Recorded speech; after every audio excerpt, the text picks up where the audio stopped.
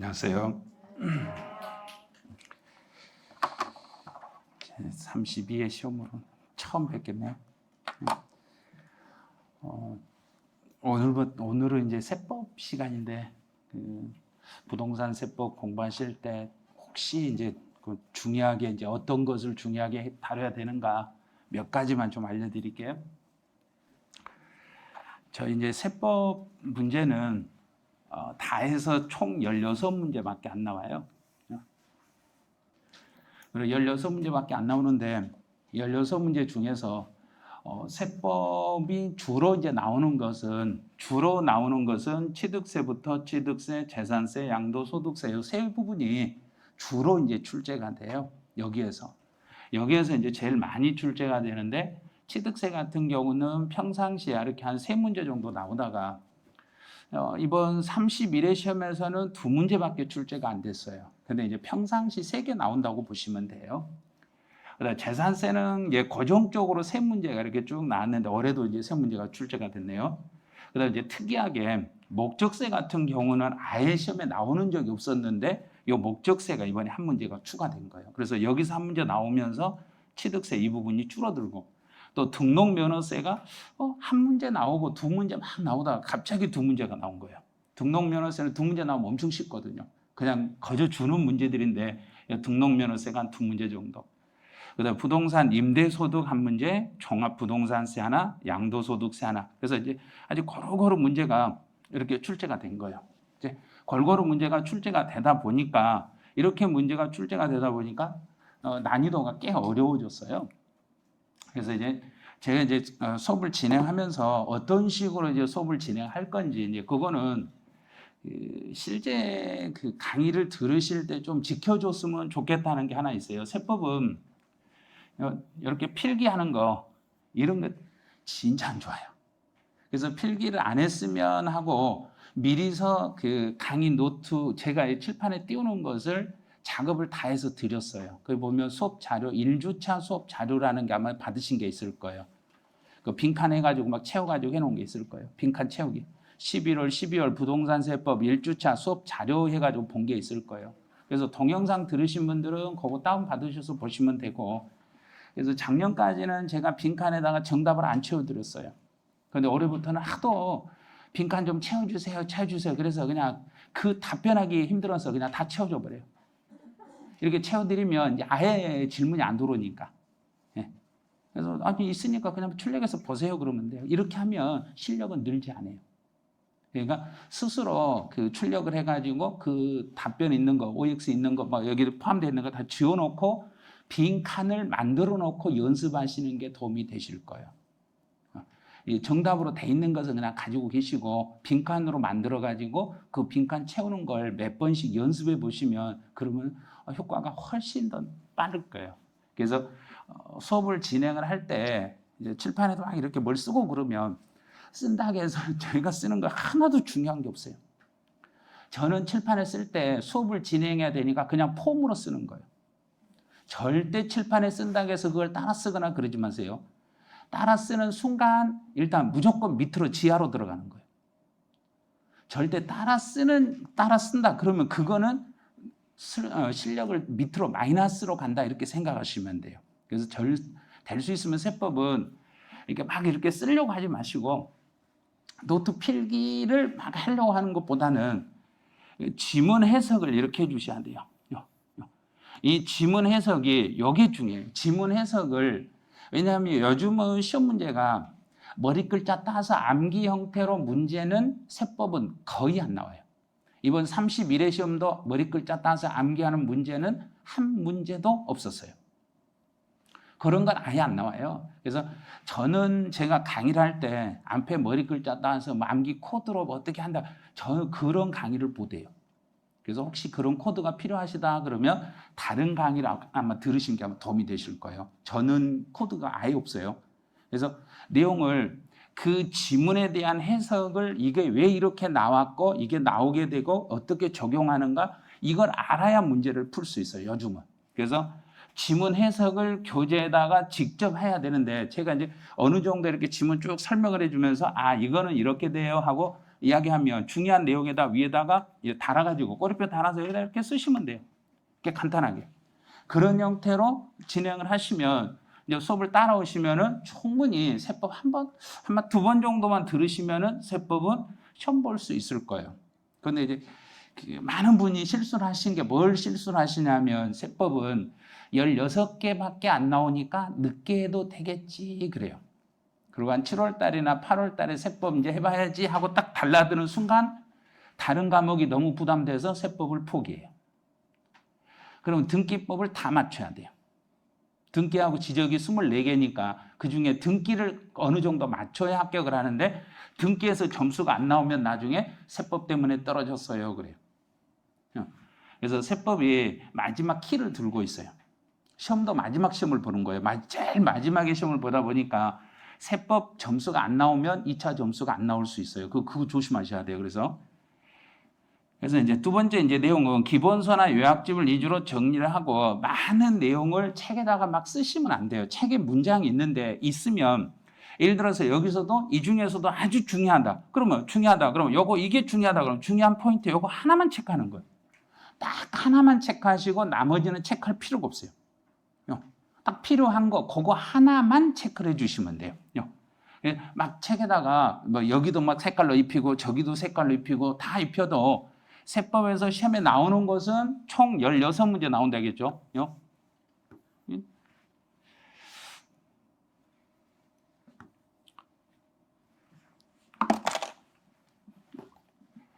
이제 세법에서 16문제가 이렇게 출제가 되는데 16문제 출제가 되면은 여기 곱하기 이제 오지선단에서 5줄이 시험에 이렇게 나와요. 요거를 제일 먼저 파악을 좀 해주셔야 돼요. 이게 파악이 되셔야 돼요. 이 파악이 되시면은 세법 공부하기가 편해져요. 이걸 이제 이 정도는 곱하기 하겠죠. 16 곱하기 5 그러니까 합치니까 5, 6, 30, 80줄 이렇게 시험에 나와요. 80줄이. 80줄이 시험에 나오는데 이 중에서 계산 문제 한 문제 나와요.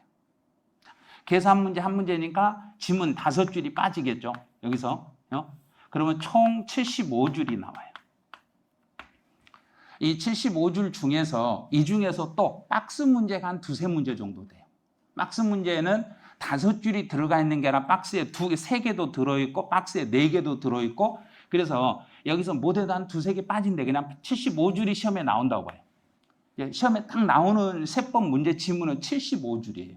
근데 이 75줄 중에 여중에서 정답으로 우리가 필요한 것은 딱 16줄이에요. 정답은 16줄이에요. 그런데 이제 교재가 세법 기본서가 나오면 지금 이제 기본서가 아직 안 나오고 다음 주 중에나 나올 건데 기본서가 대략 한 350페이지 정도 돼요. 350페이지에 한 페이지에 2줄만 밑줄을 그었다고 한번 예를 들어 볼게요. 그럼 몇 줄이 되는 거 아니에요? 어느 계산해 보시죠. 700줄이에요. 시험에 나오지도 않는 걸 지문을 막 체크해 놓고 어떤 분은요 한 페이지에 10줄씩을 이렇게 체크하시더라고요. 그러면 3,500줄이에요. 그걸 언제 공부해야 될지 모르겠어요. 그러니까 안 쓰는 게 중요한 거예요. 어떻게든지 시험 지문을 줄이셔야 돼요. 지문을 줄여가지고 최소로 만들어 놓고 가장 최소로 만들어 놓고 그 지문이 시험에 나오기를 바라고 계속 반복해서 습관시켜 버리셔야 돼요. 그래야 점수가 나오는 거예요. 세법은. 그래서 계속 늘리면 늘릴수록 세법 점수가 안 나와요. 그래서 세법은 이제 지문을 최소로 줄여 놓고 그 지문을 계속 반복을 하시는데 책에다가 너무 많은 걸 쓰시다 보면은 스스로 지쳐요. 이제 지쳐가지고 이걸 해야 되나 말아야 되나 세법 때문에 힘들어요. 나 못하겠어요. 막 이런 말이 나와요. 그래서 너무 많은 걸 쓰는 것보다는 교재에 아주 간략하게만. 그래서 오늘 아마 수업한 것 중에서 밑줄 그을 수 있는 거 한 5줄, 6줄밖에 없을 거예요. 그것도 시험에 안 나오는 거 5줄, 6줄 밑줄 그을 거예요. 시험에 나오는 거 없어요. 그런 것들을 잘 판단하셔야 돼요. 내 스스로 여기는 여기 나오고 이게 안 나오고 이걸 구별할 줄 알아야 되는데 그 구별을 저희가 해줘요. 저희 선생님들 해드리니까 그것만 잘 따라오시면 될 거예요. 일단 이제 수업 시간 이후에는 이제 수업 시간 이후에는 어떻게 하냐면은 이제 수업을 먼저 이렇게 수업을 들으세요.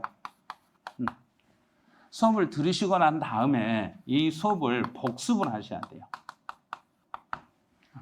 근데 이 복습을 할 때 여기가 문제인지 많은 분이 이제 질문하시는 게 복습을 할 때 어떻게 해야 돼요? 이걸 계속 물어봐요. 1년 내내 물어봐요. 이 복습을 어떻게 해야 돼요? 그냥 복습은 그냥 읽으시면 돼요. 본인이 읽으시면 돼요. 책을. 오늘 배웠던 분량을. 그래서 예를 들어서 여기서부터 여기까지 배웠다. 그러면 이 범위를 스스로 한 페이지 한 페이지 읽어가시면 돼요. 이렇게 읽어가시면서 내가 읽다 보면 이해가 되는 것도 있고 이해가 안 되는 것도 있고 수업을 들었으니까 이해가 안 되는 거 있으면 먼저 이해가 안 되는 게 있으면 이 부분을 다른 걸로 표시를 해놔요. 이 부분을. 이쪽 이해가 안 됐네. 그럼 이해가 안 된 부분을 표시를 해놔요. 그래서 표시를 할 때는 그 부분에다 뭔가를 붙여놔요. 붙여놓을 때 이게 붙이기만 하지 마시고 여기다 이렇게 뭔가를 붙였으면 그 위에다가 내가 이쪽이 왜 이해가 안 됐는가, 이해가 안 된 것을 간략하게 메모를 해놓으세요. 연필로 그냥 메모를 해놓고 나중에 두 번째 그 부분을 들으실 때 여기다 뭐 붙여놓은 게 있어. 보니까 내가 이게 이해가 안 됐네? 그럼 이해가 안 된 부분을 왜 이해가 안 됐는지 이걸 찾아내시면 돼요. 이해가 안 된 이유를 찾아내시면 돼요. 그래서 설명을 들을 때 이제 저거 내가 이해가 안 됐는데 저렇게 해야 이해되네? 그래서 이 이해가 안 된 부분을 계속 집중적으로 설명을 좀 더 들으셔야 돼요. 그래서 두 번째 설명을 듣고 이해가 되면 이거 뜯어버리셔도 되고 이해 안 되면 계속 붙여놓으셔야 돼요.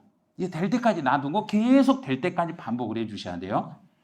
그래서 이해 안 되는 부분이 있으면 거기만 체크해 놓으시고 이제 계속 또 읽어가는 거예요. 읽어가다가 또 이해 안 되면 이해 안 된 부분만 이렇게 체크하시고 그래서 이해 안 된 부분만 어느 부분이 이해가 안 되는가 안 되는 것만 이렇게 체크만 해 놓으시면 돼요. 처음에는. 그래서 처음에는 그냥 그날 배운 거 그날 한번 쭉 읽어보시다가 이해 안 되면 붙여놓고 이해되면 그냥 닫아버리고 이렇게 하시면 돼요. 그래서 그날 수업을 들으셨으면 그날 복습을 하시든지 아니면 다음 수업 전까지 일주일 뒤에 다음 수업 전까지 반드시 복습을 해 주셔야 돼요. 복습할 때는 기본서를 직접 읽으셔야 돼요. 읽어야만 복습이 되는 거고 복습하시라니까 또 집에 가서 동영상 틀어놓고 동영상 듣는 분이 또 있어요. 그건 또 수업 듣는 거예요. 그건 복습이 아니에요. 그래서 집에서 다시 동영상을 틀어놓고 또 듣는다. 그거는 절대 복습이 아니라는 거 기억하셔야 돼요. 그거는 계속 수업만 계속 듣는 거지 내가 내 스스로 책을 안 읽었기 때문에 점수는 절대 올라가지 않아요. 계속 그 점수에 멈춰 있어요. 그래서 꼭 그걸 주의하셔야 돼요. 그래서 내가 수업을 들으셨으면 집에 가서 수업 들은 만큼을 내 눈으로 직접 내가 읽으시라는 거 반드시 이것 좀 해주셔야 돼요. 그래야 1년 안에 끝낼 수 있어요. 안 그러면 시간만 계속 지나가는 거예요. 왜? 계속 손만 들여야 되니까. 그래서 요게 제일 크듯이라는 이야기예요. 그래서 상담하다 보면은 자꾸 혹시라도 한 번이라도 책 읽으셨어요? 아니요. 집에서 동영상 또 들었는데요. 왜 들으세요? 그러면 모르니까 또 들었죠. 그래요. 그럼 듣고 나서 읽으셨어요? 그때 아니요. 안 읽었어요. 그래요. 그럼 점수가 그대로 멈춰버리는 거예요. 절대 한 번 들은 거 집에 가서 또 듣거나 그러니까 동영상 회원 되신 분들은 한 번 동영상 듣고 복습한다고 또 다시 동영상을 또 듣고 그러면 빠른 속 또 듣고 그러면 귀만 아프세요. 수업은 진짜로 안 돼요. 진도만 계속 빨리빨리 나가는 거지 실제로는 스스로 좀 읽어주셔야 돼요. 이게 제일 힘드실 거예요 아마. 계속 복습할 때요. 복습할 때는 계속 본인 읽으셔야 돼요. 그래서 이제 수업 이론 정리 후에 이제 이론을 다 이제 읽으셨으면 책에 보면 그 범위하고 관련된 문제들이 중간중간 수록이 돼 있을 거예요. 그 문제까지 지금 바로 막 푸셔야 돼요. 어떤 분은 문제는 3월달부터 풀어야 된다겠어요. 그때부터 풀 거예요. 그럼 3월달 되면 문제집이 나와요. 그럼 기본서에 있는 문제는 아예 안 풀어요. 그럼 언제 풀 거예요? 그러면 이제 시간이 없어서 못 풀어요. 그래요. 그러니까 지금부터 지금 오늘 수업을 들으셨으면 오늘 이론 정리 책에 있는 거 읽고 책에 있는 문제를 오늘 바로 그냥 막 풀어버리셔야 돼요. 그냥 바로 풀어가셔야 돼요. 틀리면 체크해놓고 맞추면 내가 맞췄네, 수업 잘 들었네 이렇게 해주시면 돼요. 그 다음에 이제 또 하나는 그날 수업을 정확히 이해했는가 안 했는가를 확인하기 위해서 진도별 테스트 문제가 있어요. 그래서 오늘부터 세법은 시험을 봐요. 오늘 수업을 들으시고 끝나고 집에 가시기 전에 10분 동안 시험을 보고 그 내용 해설하고 집에 가시는 거예요. 그래서 그날 오늘 수업을 제대로 들으셨으면 문제가 풀릴 거고 수업을 들었는데도 안 풀렸다 그러면 수업 시간에 아차 내가 뭔 다른 생각을 해버린 거예요. 그래서 문제가 안 풀리는 거예요. 그래서 10문제씩을 매주 제공을 하는데 10문제 풀고 나면 모대도 7개에서 8개씩은 무조건 맞추셔야 돼요. 그래야만이 그날 수업을 정확히 들으신 거예요. 그래서 그날 수업을 들으시면 어느 정도는 그 머릿속에 남게 해드리거든요. 그래서 그게 기억이 나는가 안 나는가를 그날 테스트를 해보는 거예요. 그리고 혹시 이제 다시 문제를 다시 볼 때, 나중에 다시 볼 때, 내가 이걸 왜 틀렸지? 책을 읽다 보면 내가 왜 틀렸지 하고 생각이 나요. 책을 안 읽으면 그 생각이 안 나요. 그래서 책을 읽으시면서 틀렸던 문제를 교재에다 표시를 해놓은 거예요. 다시 쓰려고 하지 마시고 책에 보면 지문이 있어요. 그러면 그 지문을 찾아서 이 지문을 내가 몰랐네. 그러고 그 지문에 이렇게 표시만 해놓으시면 돼요. 그리고 요렇게 이 지문이 내가 나왔는데 틀렸네. 그리고 해석이 내가 잘못됐네. 분명 해석을 뭔가 약간 착각을 했을 거예요. 그 착각하는 것을 찾아내셔야 돼요. 그런 걸 찾는 게 이제 수업 이후에 할 일이에요. 그다음 이제 오늘 수업이 끝나면 오늘 수업 끝난 내용을 다음 주 수업 전에 또 OX 지문으로 또 나눠줄 거예요. 이제 복습용으로. 그리고 일주일 동안 공부를 하셔가지고 기억이 어느 정도 있는가를 또 테스트해봐요. 수업 전에 이제 그걸 테스트하고 수업 끝나고는 문제로 테스트하고 계속 반복해가지고 그 숙달, 똑같은 내용을 계속 반복 숙달하는 수밖에 없어요. 그래서 이제 문제는 80% 이상이라는 거 10개 중에서 8개 이상을 맞추시면 본 시험장에 가면 14개는 무조건 나오게 돼 있어요. 16개 중에서 14개를 맞춘다니까 어떤 학원에서 어떤 분이 그러시더라고요. 14개면 다 맞는 거랑 똑같잖아요. 그래요. 네, 다 맞는 거랑 똑같아요. 계산 문제 하나 빼면. 한 문제 틀리고 나머지는 싹 맞추는 거예요. 우리 목표는 14개 이상이거든요.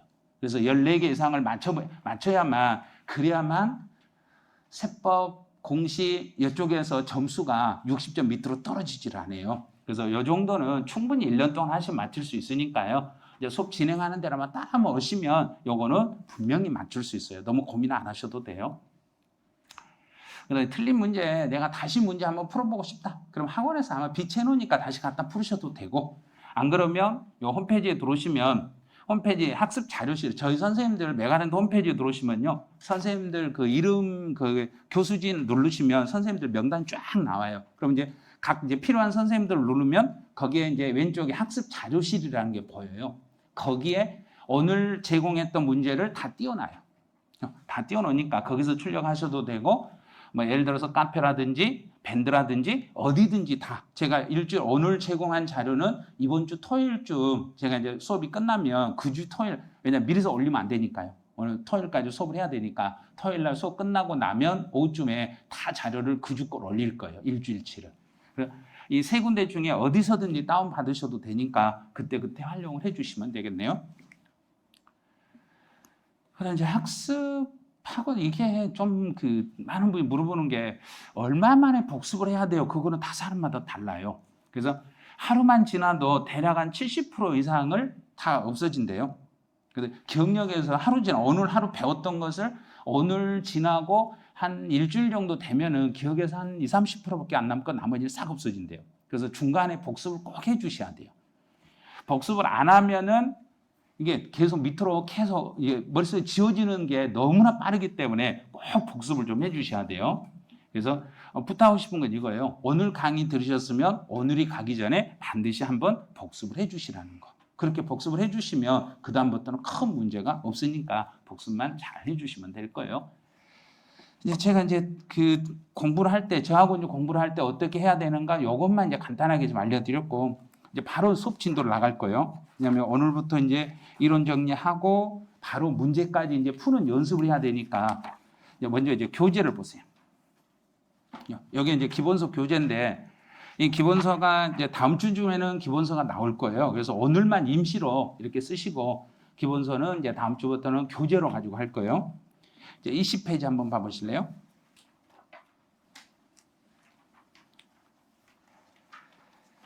제1장 총칙이라는 게 돼요. 총칙. 이거 보시면서 지금 여기에 띄우는 것은 학습 수업 자료라고 해가지고 다 나눠드렸으니까 그거 참고하시면 돼요. 별도로 설명은 안 하고 수업 자료 내용은 별도로 설명 안 하니까요. 본인들이 알아서 이걸 따라오면서 보신 게 좋을 거예요. 이제 첫 번째 1번에 조세의부터 이제 한번 가보죠.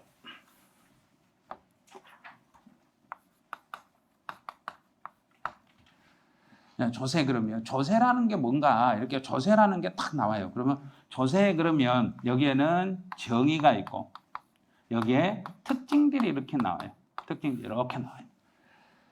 자, 이런 식으로 딱 이렇게 정리를 제가 칠판에 하잖아요. 그러면 나도 모르게 펜을 들고 쓰려고 노력을 해요. 제발 그것만 안 했으면 좋겠어요.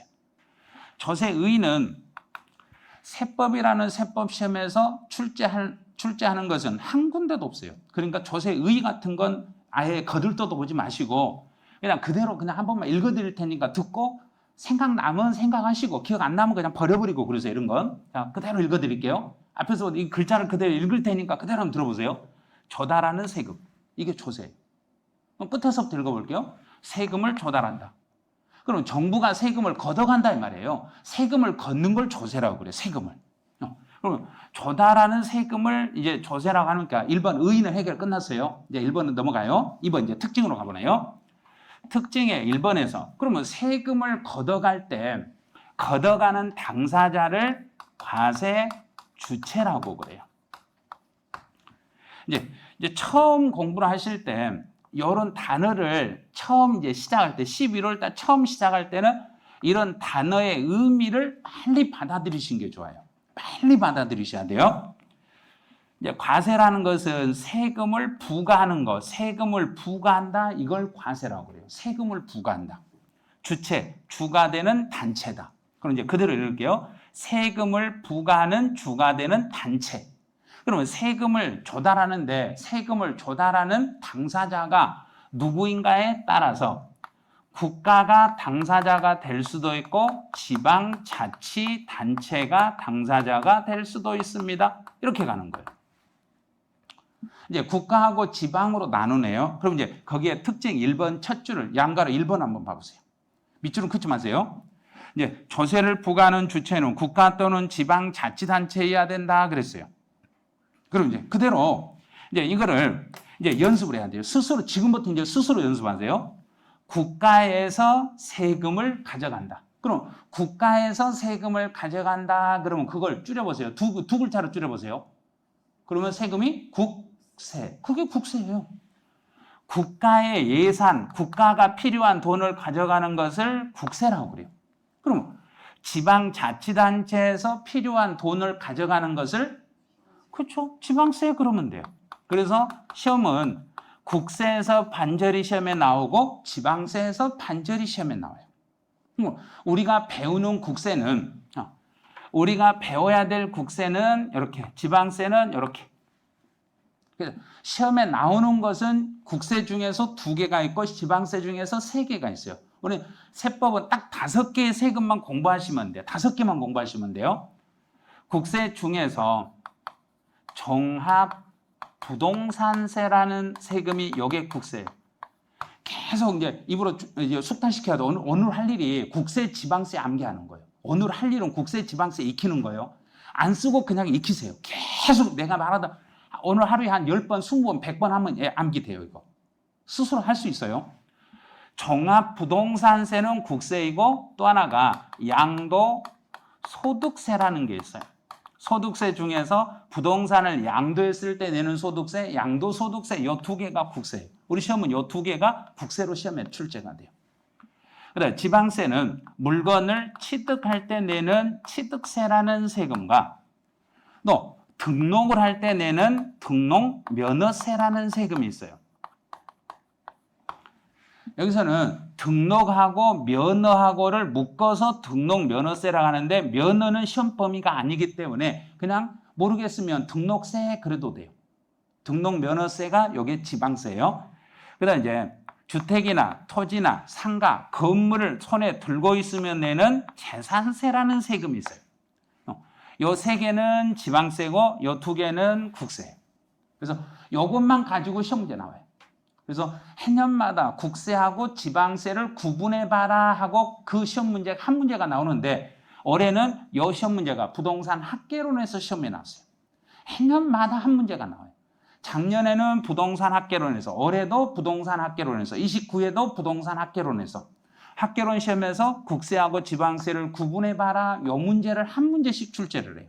원래 3번 문제인데 부동산 학개론에서 요걸 한 문제씩 지금 출제하고 있어요. 그럼 이제 다 눈으로 보셨죠? 어떤 건 국세고 어떤 건 지방세인지 눈으로 봤으니까 이쪽에서 저쪽으로 이제 칠판 쪽으로 눈을 바꾸세요. 잘 모르겠으면 이쪽으로 잠깐 오세요. 취득세. 취득세는 그러면 취득세는 국세다 그래야 된가 지방세다 그래야 된가? 그렇죠. 지방세. 취득세는 지방세.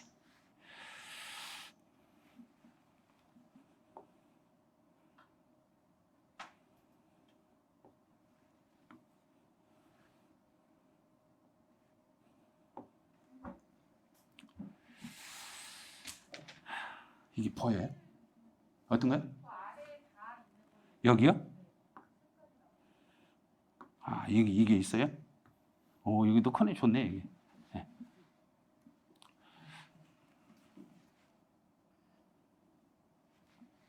잘 보여요? 네. 그럼 이제 취득세는 지방세예요. 자, 지방세예요. 취득세는. 그럼 등록면허세는 지방세예요. 재산세, 지방세. 종합부동산세, 국세. 종합부동산세는 국세. 양도소득세, 국세. 이렇게 돼요. 그러면 다시 한번 읽어봐요. 자, 취득세는 지방세. 여기는 지방세예요. 등록면허세, 지방세. 재산세, 지방세. 종합부동산세, 국세. 양도소득세, 국세. 계속 이걸 이렇게 안 보고 연습을 해야 돼요. 그래서 거기다 이제 제가 메모를 해가지고 이건 국세다, 지방세다 표시를 해드렸는데 나중에 연습하실 때는 이렇게 빈 칸에다가 빈 아무것도 없는 상태에서 이거는 지방세다, 지방세다, 지방세다, 국세다, 국세다 이렇게 계속 숙달을 시키셔야 돼요. 쓰면서 하는 게 아니라 말로 하셔야 돼요. 그래야만 시험 볼 때는 답을 바로 찾을 수 있어요.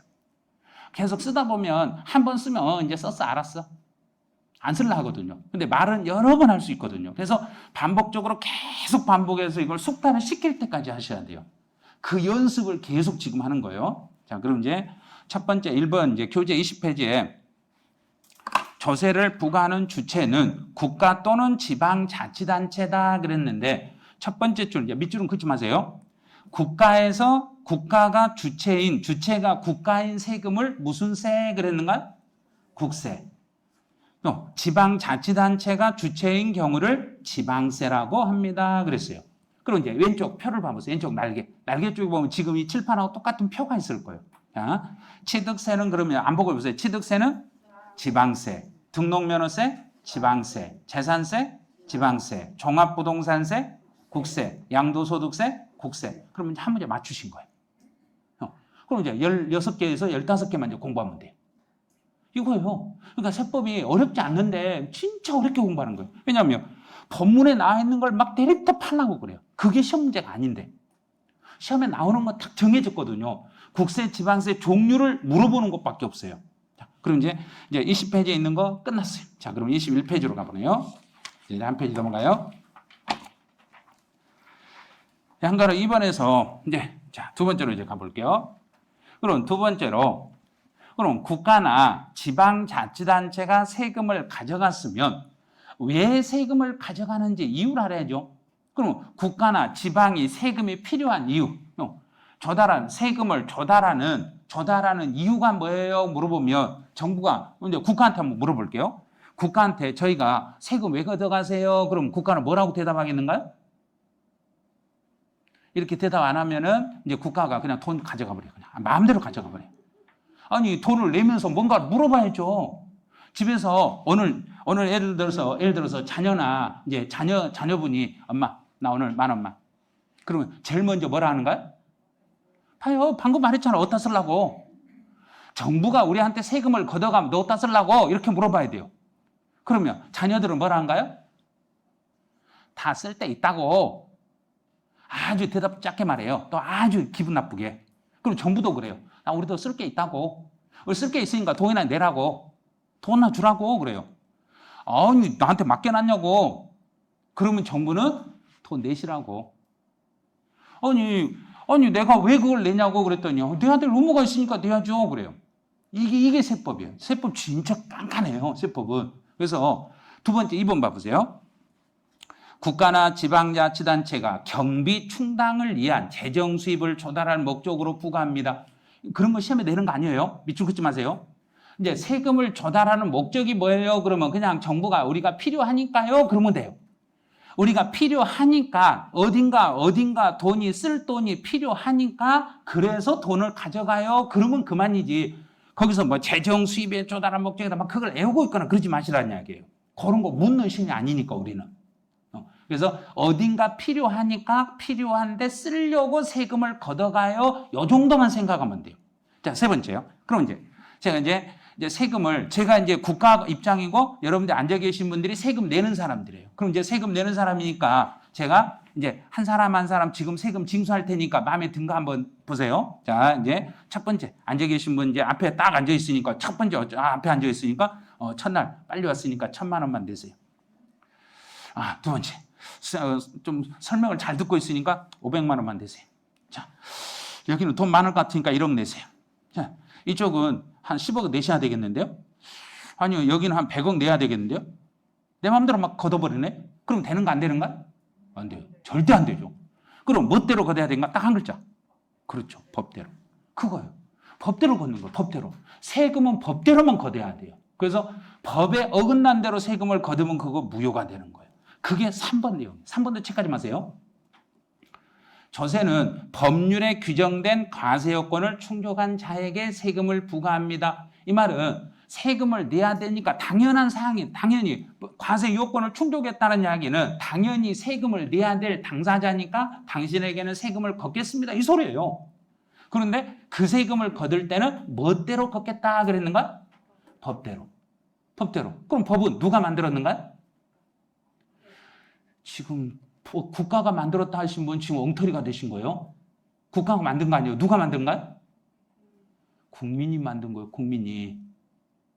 국민의 동의로. 지금 앉아 계신 분들이 동의해서 법을 만들었잖아요. 내가 언제 동의해요? 나 동의한 적 없는데요. 우리가 뽑아놓은 국회의원이 앉아서 법을 만들었잖아요. 그럼 우리가 동의한 거랑 똑같잖아요. 그거예요. 그래서 국회에서 법률을 정하는데 그 법률을 정하는 사람들이 국민의 대변인들이 정하는 거예요. 그래서 국민이 법을 정하는 거예요. 그러니까 법으로 정해가지고 세금 내라 하면 우리는 토를 달아야 되는가 그냥 내야 되는가? 그냥 내야 되는 거예요. 아무 소리 말고 내야 되는 거예요. 그게 법이에요. 진짜 세법이 그래서 무서운 거예요. 그래서 정부는 한다는 소리가 당신들이 동의했잖아요. 내가 언제 동의했냐고. 동의했잖아요. 그래요. 뭔 동의를 했냐고 그랬대. 국회의원 동의했잖아요. 당신이 뽑은 국회의원 동의했잖아요. 그래요. 이렇게 나와버린 거예요. 그러니까 우리는 꼼짝없이 세금 내라 하면 낼 수밖에 없는 거예요. 이게 세법이란 이야기예요. 그 내용이 양가로 4번에 들어있어요. 이제. 자, 그럼 이제 세금 고지서가 이제 집에 날라왔다고 봐요.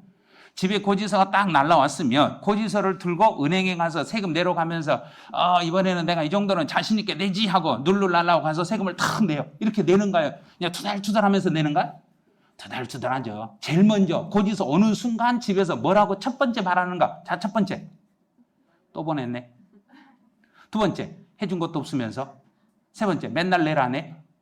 이 소리예요. 이것만 계속 반복하는 거예요. 그 말은 뭐냐면 우리가 세금을 내더라도 내가 세금을 낸 만큼 정부는 나에게 뭔가를 해준다는 이야기인가요? 나한테 직접은 안 해준다는 이야기인가? 직접 안 해주는 거예요. 그게 4번 내용이에요. 4번. 4번도 그냥 눈으로만 보셔야 돼요. 세금을 냈다고 해서 세금을 낸 사람에게 그냥 그 사람에게 그만큼 뭔가 해주는 거 없어요. 절대 없어요. 그래서 세금을 내고 싶겠는가? 내기 싫겠는가? 당연히 내기 싫죠.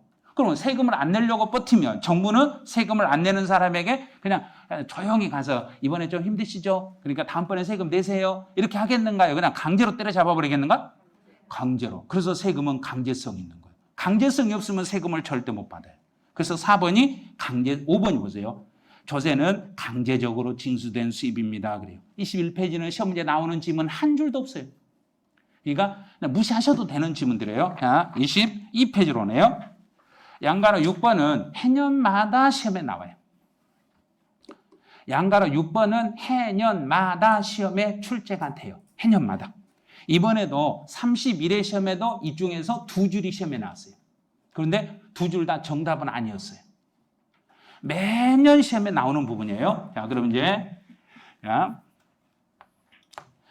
여섯 번째로 세금을 납부하는 방법을 이제 한번 볼게요. 자, 세금을 납부할 때는 원칙이요. 세금을 낼 때 원칙 우리는 뭘 가지고 은행에 가면 세금을 받아주던가요? 돈. 요즘은 창구에서 받아주는 게 아니라 카드로 내야 되고 기계에다 내야 되니까 잘 모르시는데 원칙은 금전 납부를 원칙으로 해요. 금전 납부가 원칙입니다. 돈 갖다 내는 게 원칙입니다. 그래요. 돈으로 내는 게 원칙입니다. 그런데 예외적으로 이제 예외예요. 이게 원칙이 아니에요. 예외적으로 돈이 없으면 물납이 가능하고 분할 납부도 가능해요. 이제 요거를 이제 숙달을 시켜야 돼요. 이제 물납이라는 단어가 뭔 뜻인지를 먼저 익히세요. 물납이라는 것은 돈으로 내야 될 것을 돈이 없으니까 돈 대신에 뭘로 내겠다는 얘기인가? 물건. 그런데 물건 중에서도 정부가 가져갈 때는 돈 되는 물건을 가져가겠는가? 돈 안 되는 물건을 가져가겠는가? 돈 되는 거. 제일 먼저 돈 되는 거. 그럼 우리 지금 현재 돈 되는 것 중에서 정부가 제일 좋아하는 거 뭔가요? 부동산. 부동산밖에 없어요. 그래서 돈 대신 부동산인데 물납이 가능한 세금은 지금부터 이제 잘 들어놓으셔야 돼요. 물납이 가능한 세금은 오로지 재산세라는 세금 요거 하나만 가능해요. 재산세만. 그럼 이제 거기를 이제 밑으로 한번 볼게요. 자, 두 번째 줄 봐보세요.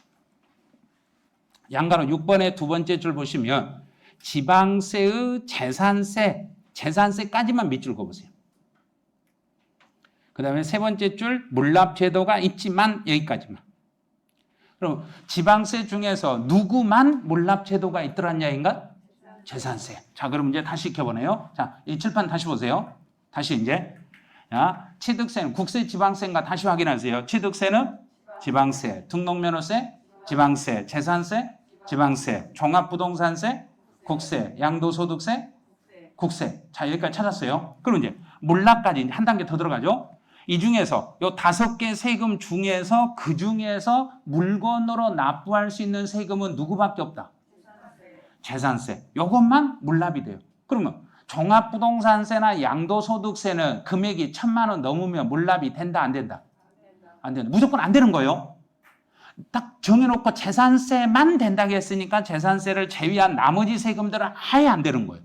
근데 시험 문제는 어떻게 되냐면 납부할 세금이 1,000만 원이 초과되면 종합부동산세는 물납 신청이 가능합니다. 이렇게 문제를 내요. 종부세는 물납 신청이 불가능해요. 1,000만 원이면 안 돼요. 그러면 1억이면 되겠는가 안 되겠는가? 안 돼요. 무조건 안 돼요. 되는 것은 누구밖에 없다?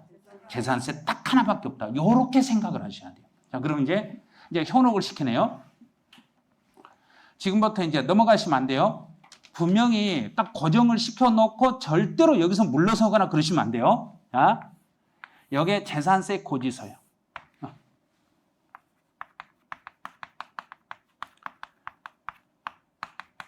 이게 재산세 고지서예요. 이 재산세 고지서에 보면은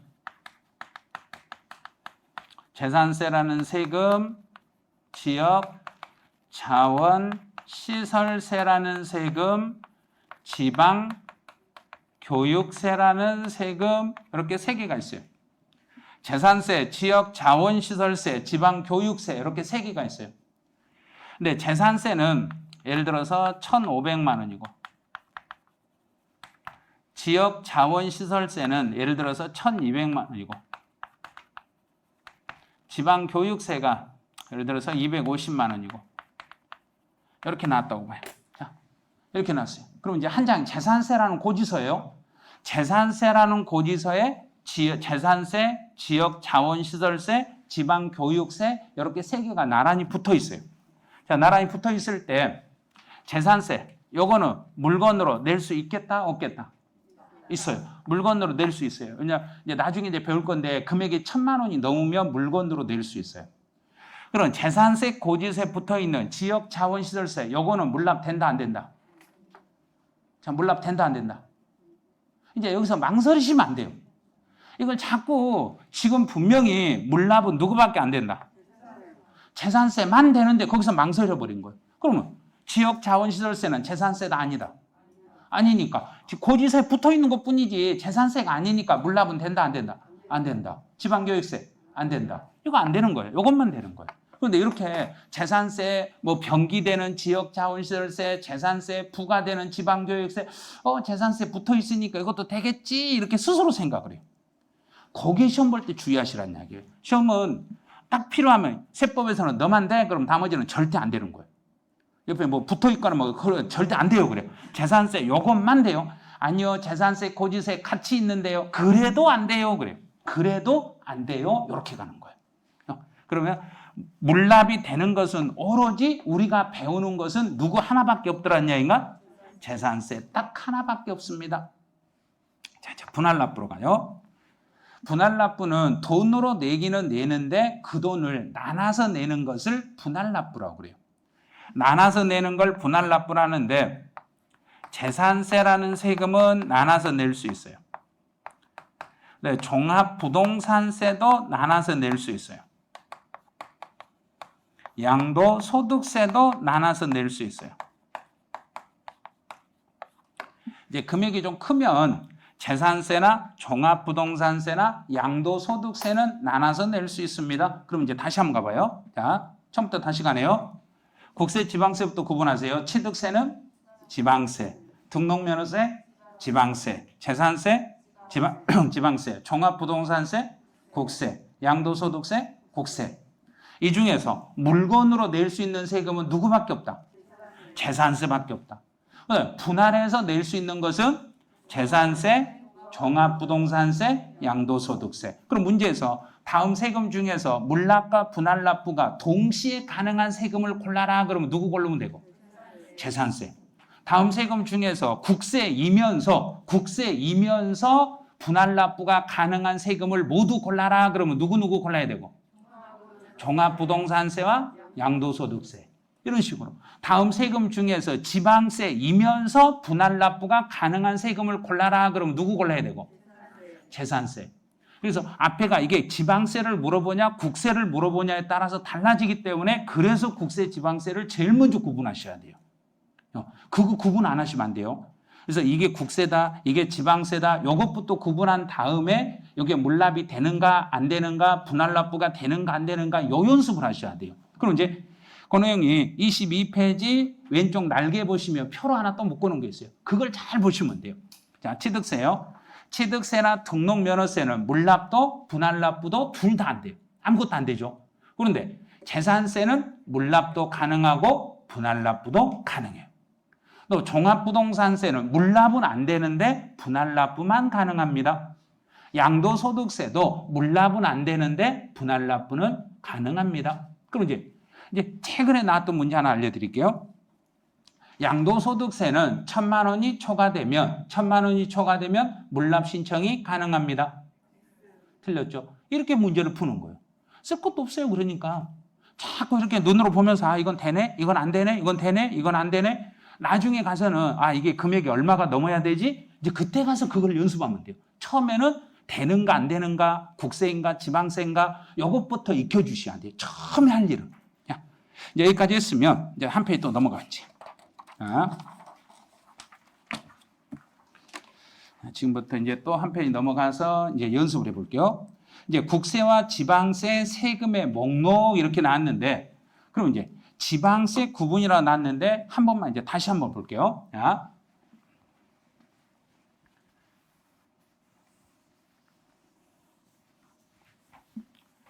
이제 복습을 하고 잠깐 쉬었다 갈 거예요. 자, 다시 볼게요.